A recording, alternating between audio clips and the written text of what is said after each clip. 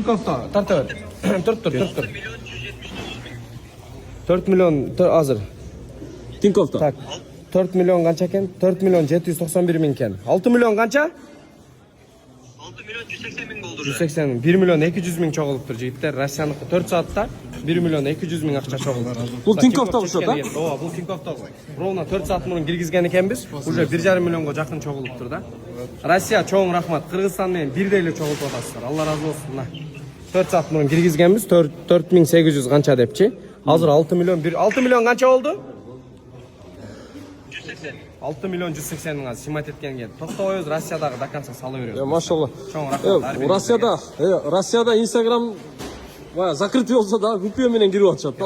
Har biri girip Allah razı olsun. Жардам кылып көргөзүп атышат да. Maşallah. Allah razı olsun. Жаңы эле байке издаган Руслан байкенин өзүнүн колуна 41 миң тапшырып кетти, картасына 9 миң отуруп кетти. Allah razı olsun. Allah razı olsun. 50 ming berdi. Allah razı olsun. Aşağı son ne? Tinkov'da mı? Geçen beri de orşonda 6 milyon oldu da. 6 milyon rubl. Bugün öyle 4-5 saat daha kança çok olup kaldı.